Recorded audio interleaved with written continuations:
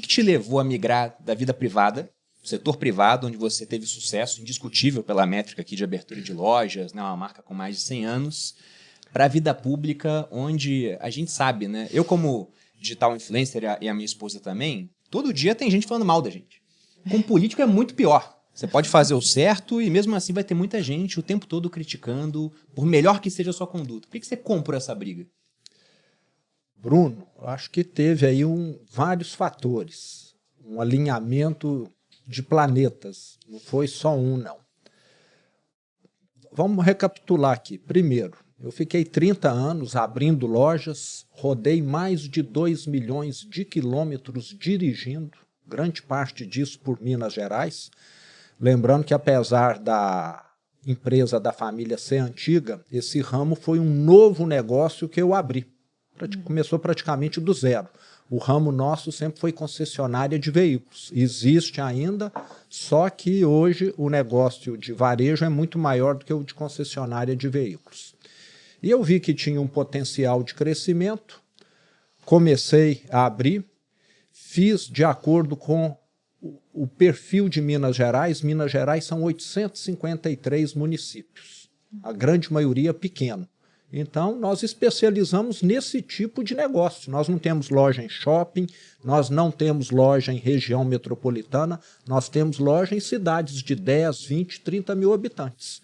E é o que não falta em Minas Gerais. Então, fiquei dedicando toda a minha vida. E chegou 2016, eu falei, eu quero ver essa empresa que eu fiz crescer funcionar sem a minha presença.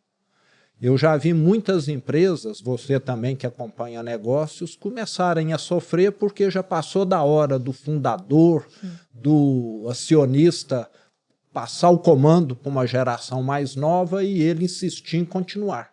Eu acho que nós temos condição de contribuirmos muito, mas nós somos mortais. Sim. Então já vi muito empresário só deixar um negócio na hora de ir para o cemitério ou para o hospital. E eu não queria isso. Então fiz a minha sucessão em 2016, a empresa profissionalizada, com balanço auditado, tudo direitinho, e fui para o conselho de administração. Queria ter uma vida menos corrida, entendeu?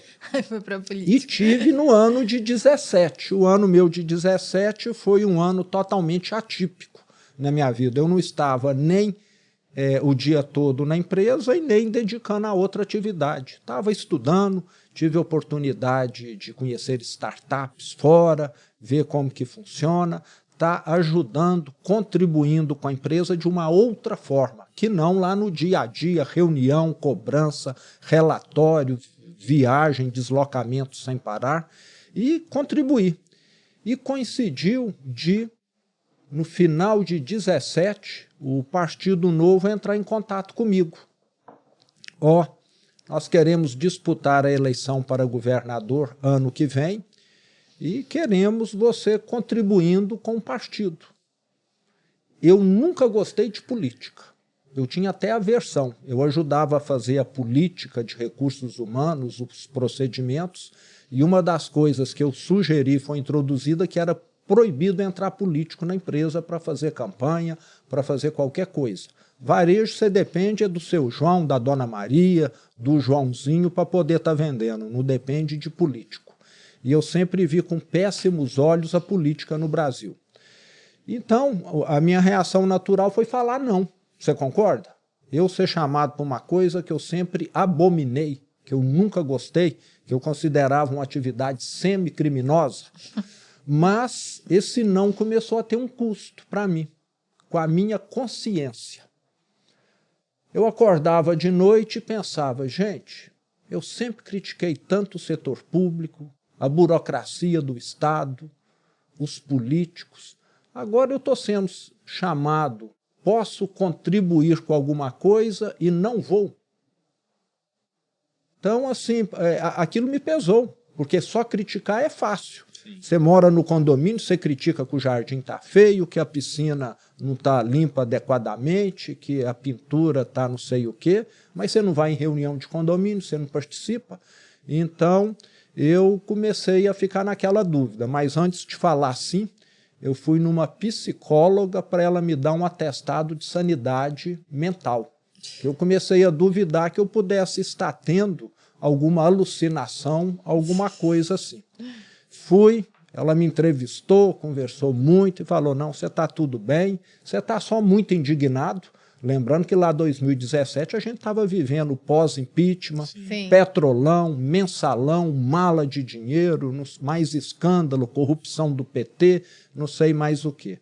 Ela falou, não pode ir. Igual agora, né? Não mudou tanta coisa assim. Mudou tanta coisa. 10 anos depois e pouca coisa mudou.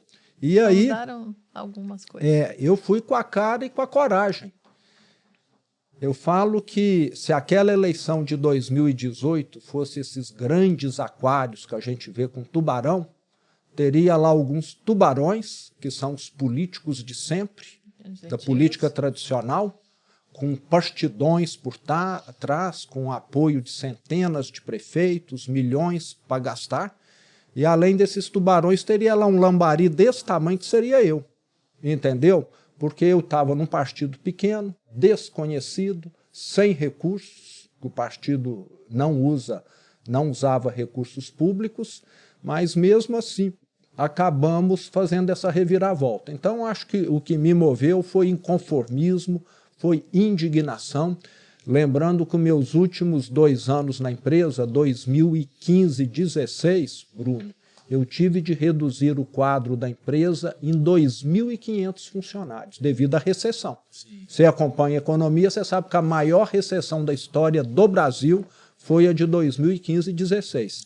E ali eu comecei a ver que não adianta você estudar muito, eu sempre fui bastante estudioso, não adianta você ser um bom profissional, não adianta você criar uma empresa boa se você está num país que está caminhando para ser uma Venezuela.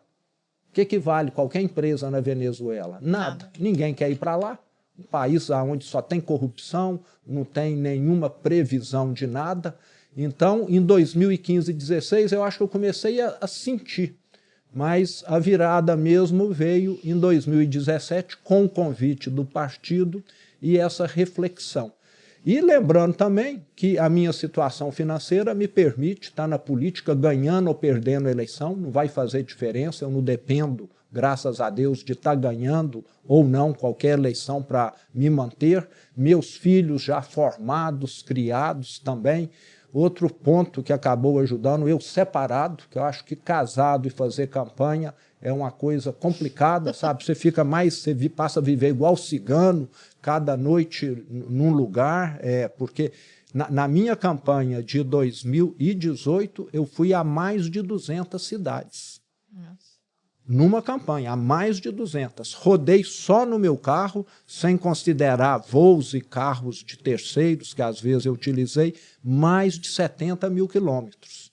Então é uma maratona. E para quem tem família, acaba sendo, às vezes, um obstáculo. Mas os filhos criados, separados, acabou que funcionou. Então estamos aí. E mostrando que é possível fazer uma política diferente. 70 mil quilômetros só na campanha? Só na campanha. E foram quantos meses? 10 meses. 10 meses. 7 mil quilômetros por mês, dá 220 quilômetros por dia. Não é nada demais, não.